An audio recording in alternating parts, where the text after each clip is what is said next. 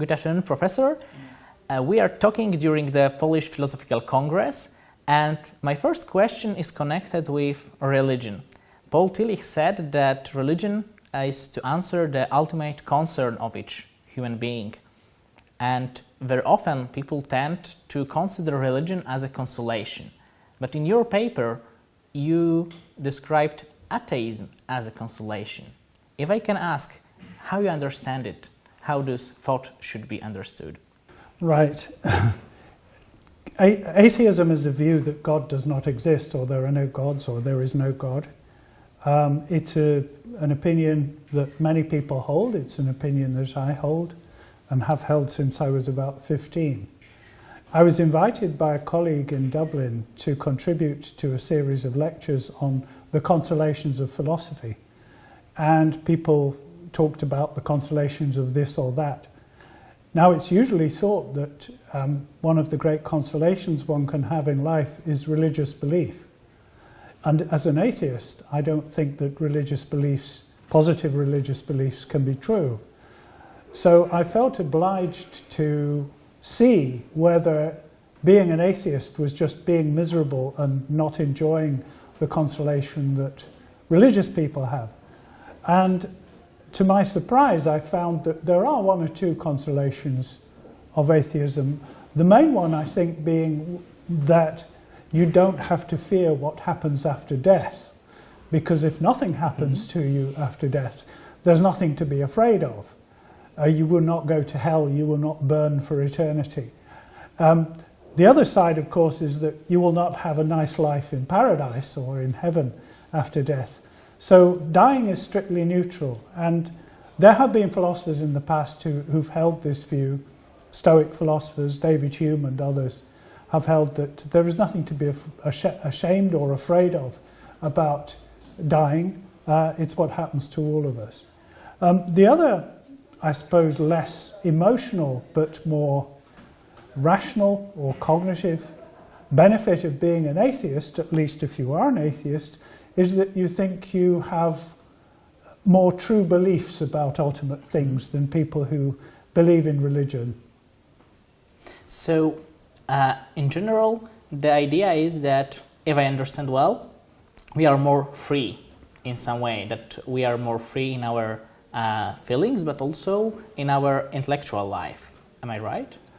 There is a certain amount of freedom which comes from not having to believe in a universal lawgiver or creator of the universe. Some of that freedom is pleasant. It means that you are less restricted in what you consider to be acceptable forms of behavior or an acceptable attitude to the nature of the universe. On the other hand, as we know from existential philosophy, freedom is not always nice. Sometimes freedom is scary, it's frightening, because you are on your own, you don't have people to help you to decide what's the right thing to do. You have to make things up as you go along, or at least you have to make things up together with other human beings. And so the freedom comes at a price. The price is that of having to think harder about what's the right thing to do and what's the right way to live, and what's the right thing to think about the way the universe is. Yes, we are talking about freedom, rationality, also feelings, and well, it's very strictly connected with being a rational being. But nowadays, there is a new question of artificial intelligence. In your opinion, what is the border after crossing which we can say that there is truly intelligence? I don't know. I don't know the answer to that question. An answer was put forward by a lecturer at my old University of Manchester back in 1950. He was called Alan Turing. And he put forward the suggestion that if you could interact with a computer and not be able to tell whether you were talking with a computer or talking with a human being, then that's enough to say that the computer has intelligence of the same sort that human beings do. I'm personally very skeptical about the Turing test. I think that the Turing test is a necessary but not sufficient condition for being intelligent and being rational. all you need to have is an extremely large computer which has a large memory store and can process language very quickly. And as we see with, for instance, artificial intelligence used in translation, such as in Google Translate, such large computing capacity can produce effects which are beyond the capacity of individual human beings. But that doesn't mean that they're intelligent, it just means that the designers have done a very good job. As to what the limits of rationality are, I wish I knew. It's not clear to me, for example, that only human beings are rational. I consider it very likely that some of the higher animals with higher intellectual functions, mammals such as dolphins, elephants, monkeys, and maybe some birds such as parrots and crows, exhibit a high level of behaviour which we would normally consider as intelligent. Whether they are rational in the same sense as human beings, I very much doubt, but that's because we link our rationality to the use of articulate language. And so far as we know, we are the only species on the planet which has articulate language of that kind. You mentioned emotions. I subscribe to the view of David Hume that rationality does not move us to act, does not propel us into doing things, that it's emotions and feelings which propel us and which push us in various different directions. So I think that we are not just rational animals, we are rational and emotional animals.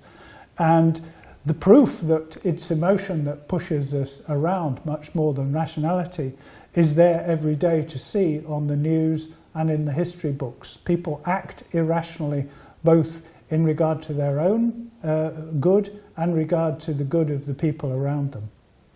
We are talking during the Polish Philosophical Congress and about those in artificial intelligence there are a lot of philosophical challenges connected with.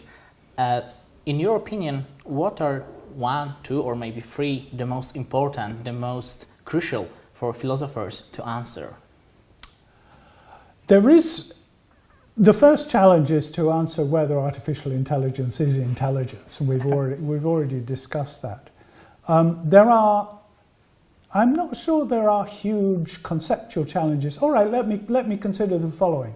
Suppose we find out that the way in which one can best communicate with a computer is not to do it the same way that we communicate with other human beings, that the mechanism, for instance, relies on a massive database of accumulated thoughts, data, that is far too big to be stored in the brain of a human being. Does that mean that the kind of intelligence that artificial intelligence has is of a different nature than human intelligence, or does it mean that it's the same kind of intelligence but encoded in a different way in the hardware? We have electrochemical hardware in our brains. They may have silicon hardware in maybe distributed systems. So I think that's a question that, some philosophers of artificial intelligence have looked into that question. Is it the same thing or is it not the same thing?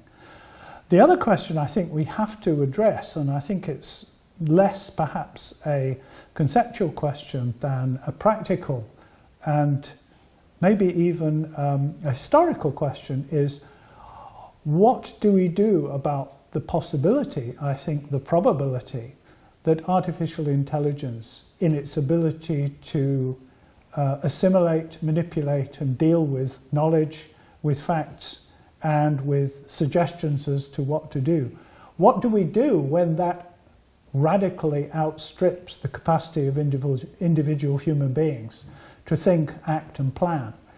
Is it ever a case that the machines will become so intelligent, not only that we will become indispensably dependent upon them, which I think we probably almost are now, but that we rely on them being much cleverer than we are?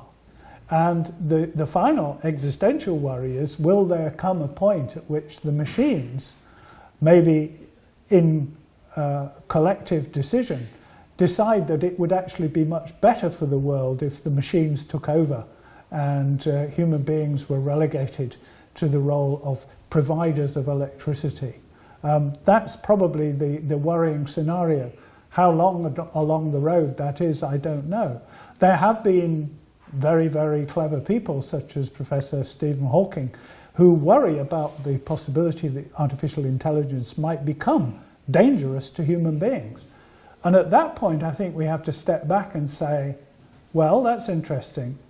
Is what is dangerous for human beings necessarily dangerous for the world as a whole? Maybe the machines would be right to put us in a corner somewhere and treat us like less intelligent beings, like we treat children. I don't know. I have no answer to these.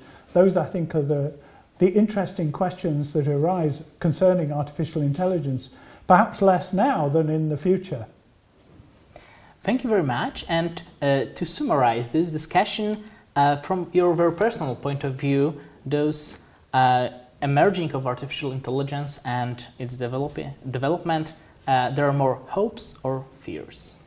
I think it's balanced. I think that there are fears if artificial intelligence, fears for us, I should say, not necessarily fears for the planet. Artificial intelligence is not emotion-driven, as we are, as Hume says we are. So there are chances that artificial intelligence could offer us a more rational approach to how to conserve not only ourselves but also the rest of the planet. We've seen all the threats to the ecosystem from climate change, from overpopulation and from other things. So it's possible that artificial intelligence could help us to manage the future better. The worry for us is, of course, that they might want to manage it without us. So I think the answer is it's about 50-50 as far as I can tell now. I see. Thank you very much, Professor, and enjoy the time of Polish Philosophical Congress. Thank you very much indeed. Thank you.